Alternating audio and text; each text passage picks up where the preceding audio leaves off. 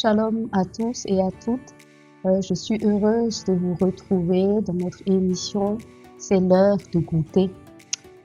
Ensemble, je vous invite à goûter à la parole de Dieu pour voir sa bonté.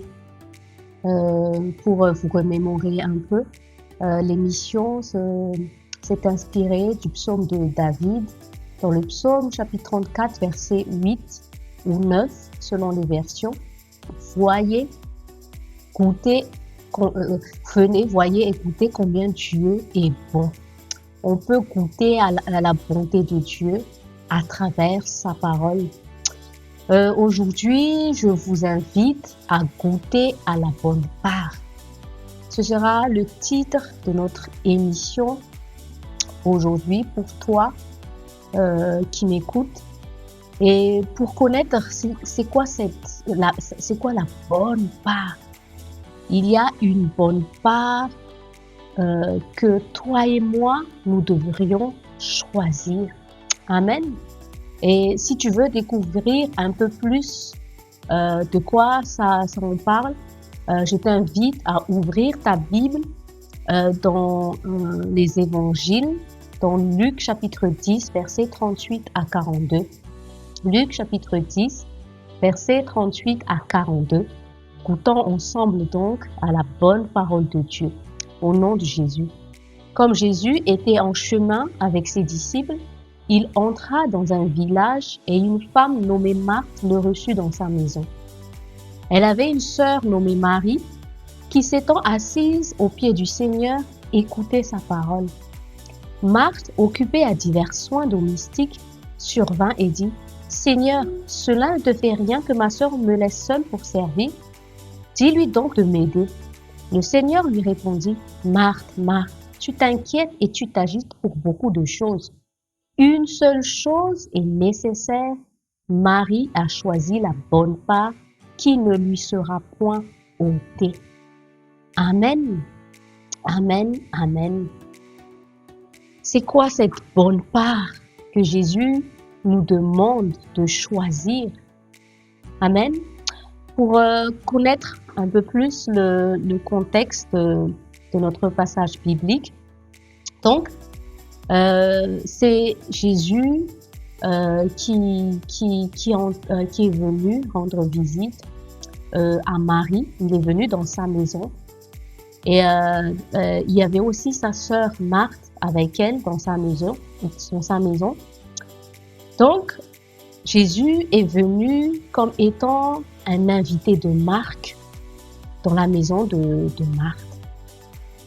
Et nous remarquons que Marthe et Marie n'avaient pas les mêmes attitudes par rapport à la manière comment elles ont accueilli Jésus. Et je pense que toi et moi qui avons accueilli Jésus dans notre cœur, Jésus n'est pas seulement un invité dans notre cœur. Quand nous avons cru en Jésus, quand nous avons cru en ce que Jésus a fait pour nous à la croix, Jésus n'est plus un invité dans notre cœur. Il est devenu notre Seigneur et nous sommes même la propriété de son Esprit Saint.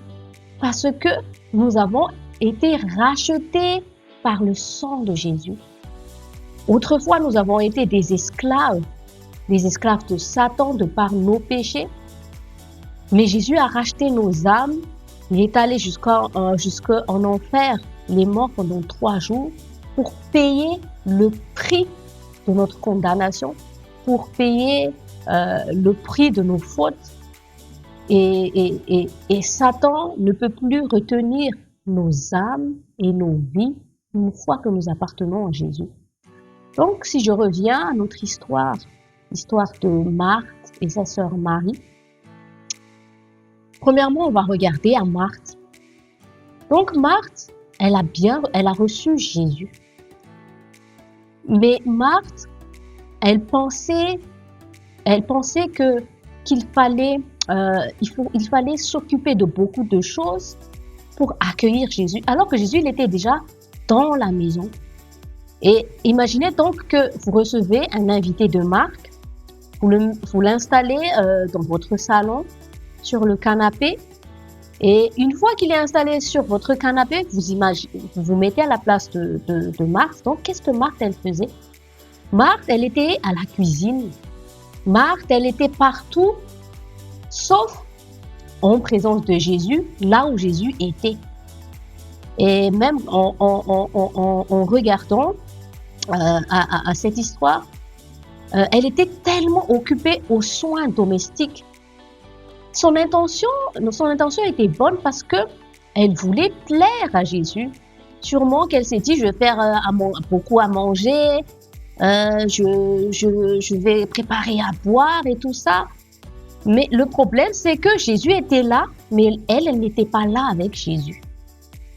Et parfois, nous sommes des chrétiens religieux comme Marthe. Parfois, on ne sait pas comment accueillir Jésus dans notre vie. Parfois, on a de bonnes intentions pour plaire à Dieu, mais on ne plaît pas à Dieu à travers nos efforts humains. Jésus n'est pas impressionné par nos efforts humains. Par exemple, il y a des chrétiens qui pensent plaire à Dieu en faisant beaucoup d'activités religieuses. Mais il y a des chrétiens qui peuvent participer à toutes les activités de l'Église, mais comme Marthe, ils sont remplis d'inquiétude. Dans le service, ils ne sont pas, ils sont pas dans la paix, ils sont pas dans la joie. On a l'impression qu'ils sont toujours dans des trucs chrétiens, mais ils n'ont jamais connu la présence de Jésus dans leur vie. Ils n'ont jamais reconnu la présence de Jésus dans leur vie. Et parfois, ces gens religieux, ce sont des personnes comme Marthe qui pensent qu'ils font tout, qui sont les seules personnes qui ne font que le bien. Sans moi, les choses ne marcheraient pas. Et ils cherchent à accuser les personnes comme Marie, qui tellement eux, ils sont toujours dans l'occupation, que les gens comme Marie, pour eux, sont des personnes comme paresseuses. Et elle est dans la frustration, son âme est dans une frustration. Elle voulait attirer l'attention de Jésus en faisant beaucoup de choses. Mais Jésus a enseigné quelque chose à travers l'histoire de Marthe et Marie. Quand Marthe voulait attirer l'attention de Jésus en tentant de critiquer sa sœur, parce qu'elle, dans son cœur, elle pensait que c'est Marie qui était dans l'erreur.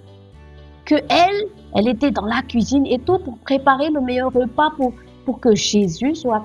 Pour elle, elle pense que pour honorer Jésus, il fallait qu'elle fasse beaucoup de choses. Mais Jésus lui a dit que c'est Marie qui avait choisi la bonne part. De quelle bonne part Jésus était en train de parler? Quel était l'enseignement que Jésus voulait transmettre à Marthe? Et c'est pas seulement à Marthe, c'est à nous les chrétiens. Comment honorer la présence de Jésus dans notre vie? Est-ce que aller tout le temps à l'église, est-ce que participer à toutes les activités religieuses, c'est ça honorer Jésus? On va voir ce que Jésus disait de Marie. Donc la personne ici à imiter, c'était l'attitude de Marie. Comment Marie accueillait Jésus? Et c'était au verset 39, la parole de Dieu dit, elle avait une sœur nommée Marie qui s'étant assise au pied du Seigneur, écoutait sa parole. Chers frères et sœurs, c'est ça la bonne part que Jésus est en train de nous faire comprendre. Que il nous faut apprendre à être assis au pied du Seigneur, écoutant sa parole. Amen. Il ne faut pas attendre juste les dimanches pour s'asseoir avec l'Assemblée des saints. Et c'est Parfois, il y a des chrétiens où ce sont les seuls moments où ils sont assis pour écouter la parole.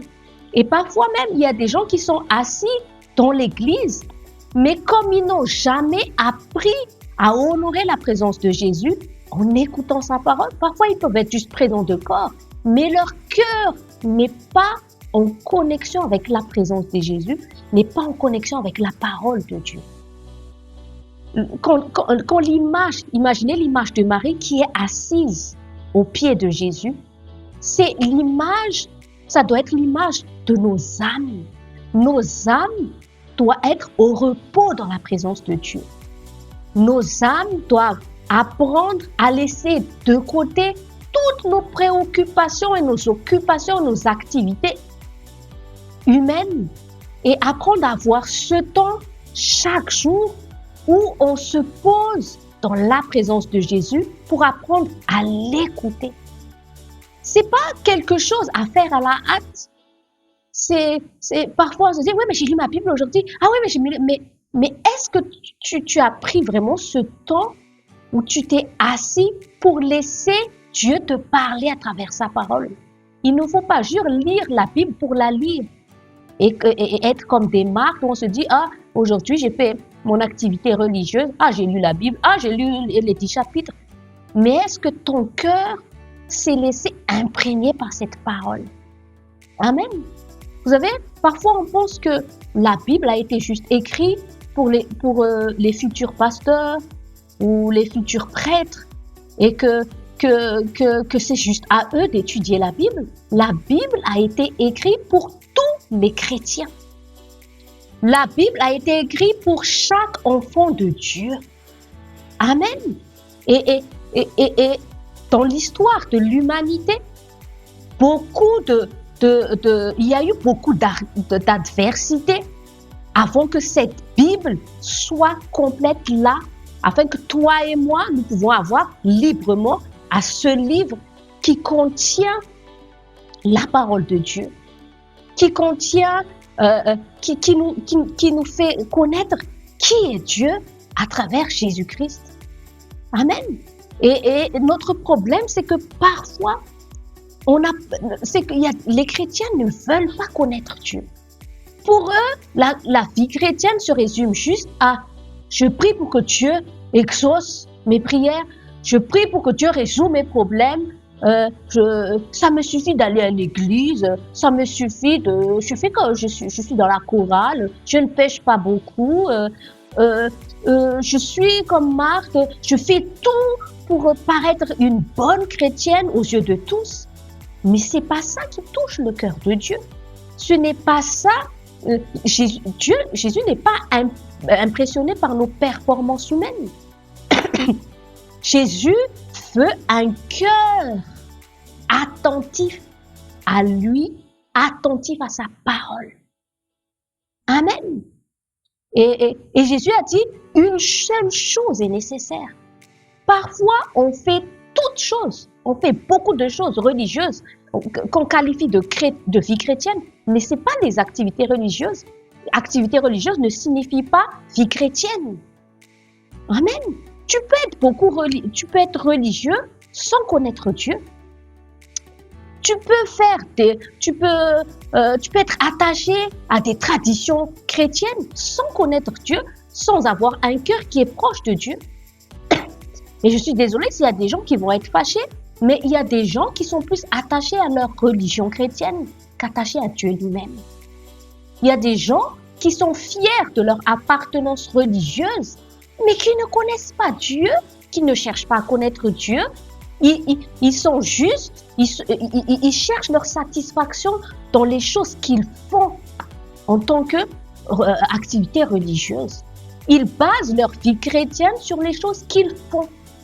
Je sers à l'église, je vais à l'église, je lis de temps en temps la Bible, mais leur cœur ne cherche pas à connaître Dieu. Et une des raisons pourquoi on étudie la Bible, c'est qu'on veut connaître Dieu. Amen. C'est là où la vie chrétienne, la base de notre vie chrétienne, le fondement de notre foi se trouve dans la parole de Dieu. Notre foi est liée à la personne de Jésus-Christ. Notre foi est liée à la parole du Christ. Amen. Il y a des gens qui ne se nourrissent que des paroles des hommes. C'est important d'écouter les enseignements comme maintenant. Mais si toi, tu ne médites jamais la parole de Dieu, tu n'as jamais ce temps comme Marie où tu es assis. Jésus n'est plus un invité, il vit avec toi. À travers le Saint-Esprit, il y a sa présence en toi. Mais est-ce que, à part le fait de demander à Dieu de te bénir, à part le fait de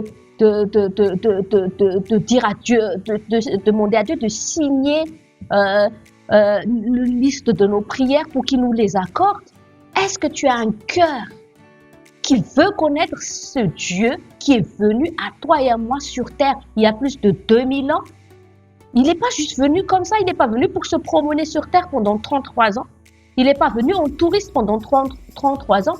Il est venu jusqu'à en mourir à la croix pour venir, nous qui étions perdus, des âmes errantes, il est venu ici pour nous sauver, pour nous réconcilier avec Dieu le Père, pour ouvrir le chemin qui va nous permettre d'être réconciliés avec Dieu.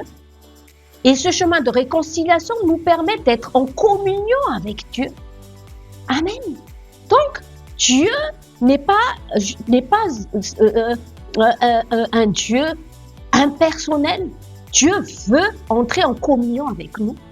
Amen. Il veut entrer en relation avec nous.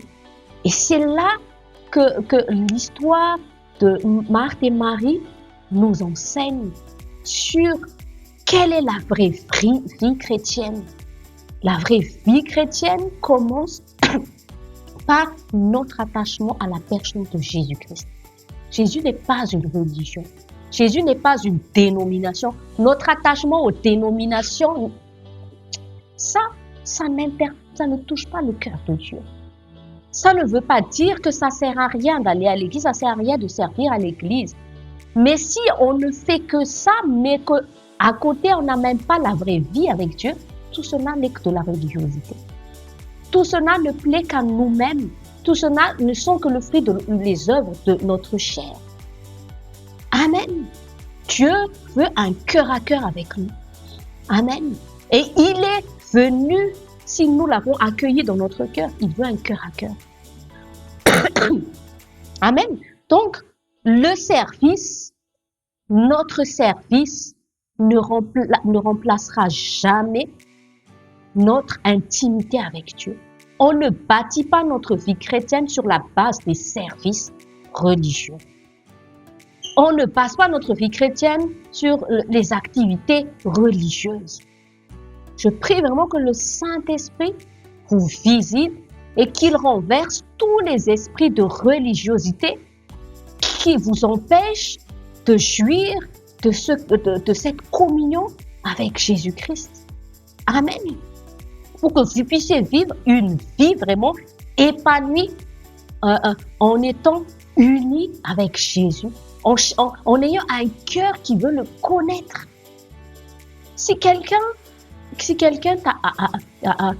est venu dans ta vie, il t'a sauvé, ne voudrais-tu pas avoir une relation plus profonde avec cette personne qui t'a sauvé, qui t'a aidé? Amen. Jésus n'est pas juste venu en toi et moi par le Saint-Esprit pour juste être un touriste. Imaginez juste un couple. Ils vivent sous le même toit, mais ils ne partagent jamais rien ensemble. Ce n'est pas un mariage, selon la parole de Dieu. C'est juste une colocation. Vous savez, il y a des gens qui ne divorcent pas, mais ils restent ensemble à cause des factures, à cause des enfants, mais il n'y a pas l'amour. Il n'y a plus la communion. Amen. Et si tu es dans ce cas-là, je prie que le Seigneur vienne ressusciter l'amour que peut-être tu as perdu dans ton mariage. Amen. C'est pour ça que Dieu a créé Adam et Ève au début de la création. Dieu a voulu que l'homme soit en communion avec lui, afin qu'il sache être en communion aussi les uns les autres, que cet amour que l'homme reçoit de Dieu, il le manifeste dans ses relations. Amen. Donc, Le but de Dieu là, était toujours une question de relation. Il n'y a pas été question de religiosité au début. Il n'y avait pas de religion dans le jardin d'Éden. Dieu se promenait dans l'Éden. Il était en contact avec les hommes.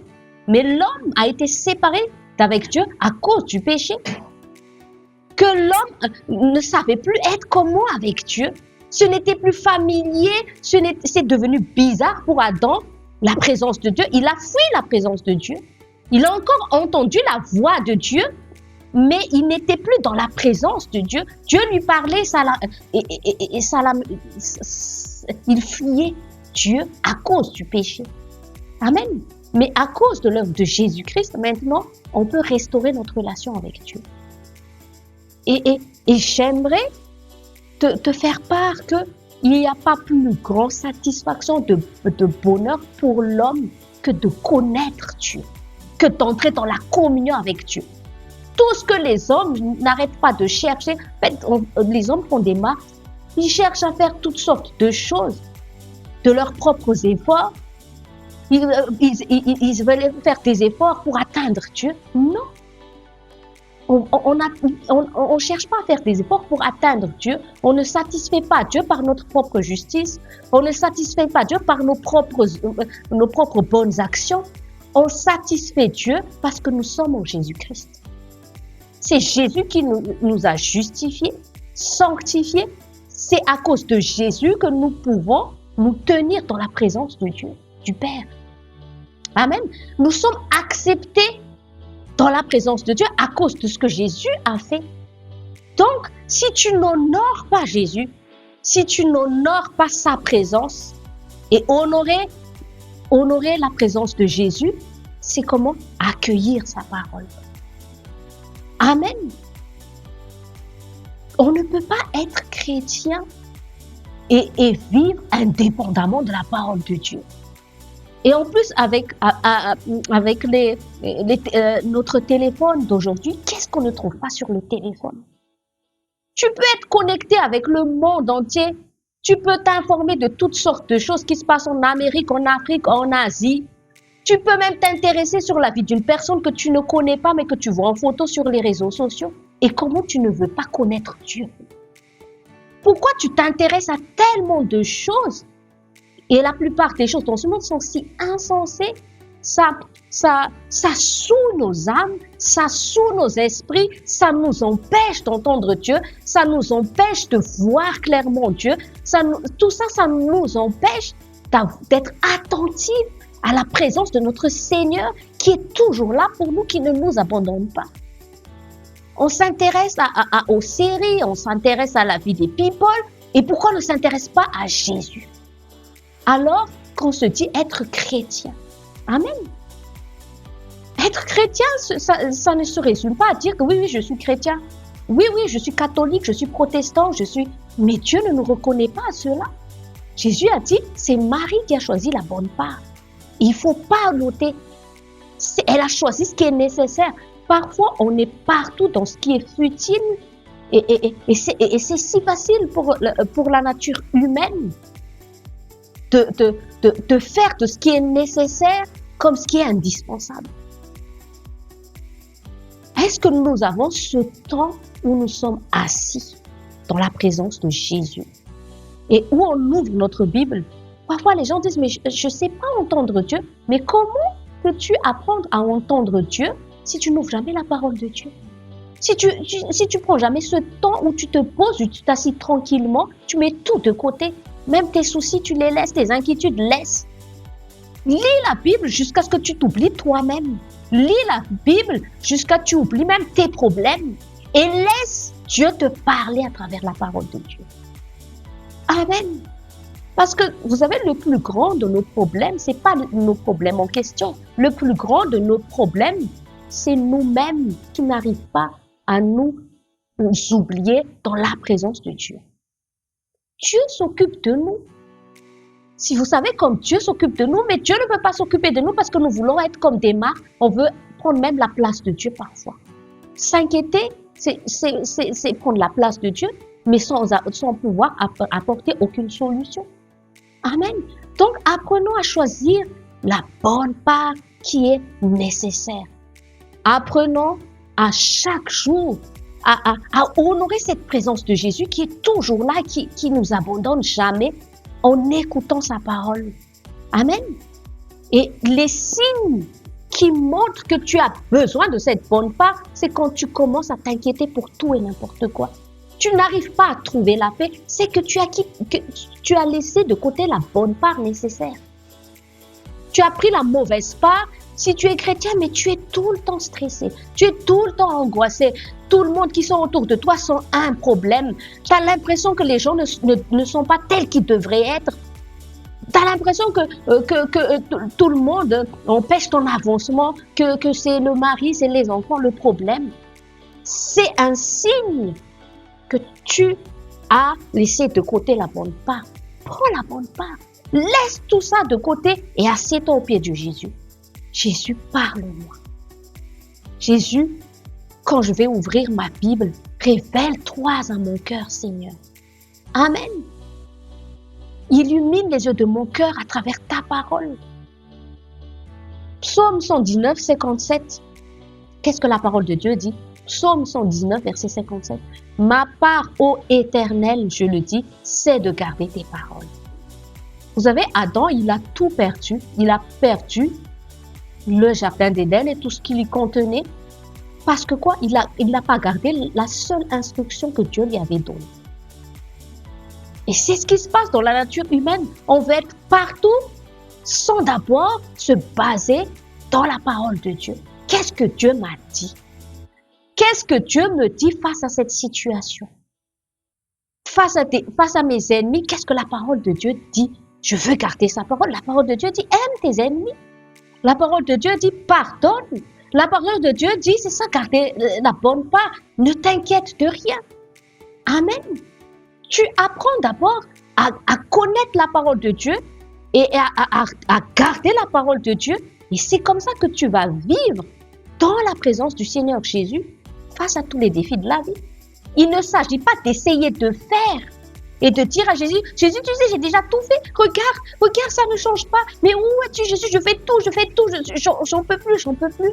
Mais Jésus dit, est-ce que d'abord tu as choisi la bonne part, ce qui est nécessaire? Est-ce que tu as gardé ma parole? Est-ce que ton cœur est gardé dans ma parole? Est-ce que tu as pris le temps de m'écouter et d'être attentif à ma voix? Amen. Adam, il a tout perdu parce qu'il n'a pas gardé la seule instruction de Dieu. Au lieu de ça, et quand on ne garde pas la parole de Dieu, c'est facile pour le diable de nous tromper par les mauvaises paroles. Vous savez, on vit dans une génération où il y a tellement d'enseignements trompeurs. Que ce soit dans la religion ou même dans autre chose. Maintenant, c'est à la mode le bien-être, le développement personnel. Mais tu sais pas que derrière ces choses-là, il y a des fausses doctrines, des faux enseignements qui cherchent à te donner des faux espoirs et des fausses solutions pour te dire « Ah, si tu fais ceci, tu auras la paix. » Et tout ça, c'est essayé par toi-même, sans jamais mettre Jésus comme le roc et la base sur lequel tu te tiens. Ce ne sont pas des bonnes fondations. Ce ne sont pas des rocs sur lesquels tu peux te tenir. C'est la parole de Dieu, notre roc, en tant que croyant, né de nouveau en tant que chrétien. La vérité, c'est la parole de Dieu. C'est la connaissance de la vérité qui nous affranchit, qui nous rend libres. Donc, la question que je te pose, si tu es chrétien, es-tu une Marthe ou une Marie? Amen. Et moi, je t'invite, choisis la bonne part, ce qui est nécessaire. Prends le temps de t'imprégner de la parole de Dieu jusqu'à ce que Dieu te parle. Chaque jour, laisse Dieu te parler. C'est ça qui va non seulement te changer, mais c'est ça aussi qui va raviver la présence de Jésus en toi et qui va t'amener à être plus attentif à la voix du Saint-Esprit qui va te diriger chaque jour au quotidien. Pour finir, on va prendre Proverbes chapitre 4, versets 20 à 23. Proverbes chapitre 4, versets 20 à 23. Mon fils, sois attentif à mes paroles. Attentif aux paroles de Dieu, aux paroles de Jésus. Prête l'oreille à mes discours. Amen. Parfois, on prête l'oreille aux infos politiques. On prête l'oreille à qu'est-ce qu'on a dit sur qui ou sur quoi. À tout et n'importe quoi. Mais utilise ton oreille sur les discours de Dieu. qu'il ne s'éloigne pas de tes yeux. Qu'est-ce que tes yeux regardent? Sur quoi est fixée ton attention? Garde-les dans le fond de ton cœur, car c'est la vie pour ceux qui les trouvent. Amen. Quand tu laisses la parole de Dieu t'imprégner, tu vas trouver la vie de Dieu. Amen. C'est la santé pour tout le corps. Ça t'apporte même la santé. Santé pour le corps, santé mentale, santé spirituelle. La vie chrétienne, c'est pas une vie sans problème, mais pour affronter tous les défis de la vie. Verset 23, garde ton cœur plus que toute autre chose, car de lui viennent les sources de la vie. Amen. On ne peut être chrétien et faire de la parole de Dieu juste une option. Même s'il y a des pasteurs, même s'il y a des prophètes, la parole de Dieu est au-dessus des paroles des hommes. Si ton cœur met la parole de Dieu de toutes les autres paroles, c'est la vérité absolue, la parole de Dieu, tu vas t'éviter de beaucoup de problèmes. Amen. Et un cœur qui est attaché à la parole de Dieu, la place que tu donnes à la parole de Dieu, c'est la place de Dieu dans ta vie. Dans Jean chapitre 1, la parole de Dieu dit, au commencement était la parole était avec Dieu et Dieu était dans la parole. Donc, la présence de Jésus, c'est aussi égal à la manière comment on accueille la parole de Dieu. Amen. Dieu n'est pas à des milliards de kilomètres, il est d'abord dans la parole de Dieu. Et quand toi, tu te remplis de la parole de Dieu, tu ranimes la présence de Dieu en toi et dans ta vie. On va prier. Père Saint, dans le nom de Jésus, merci Père pour ta parole aujourd'hui. Tu nous invites à goûter à la bonne part.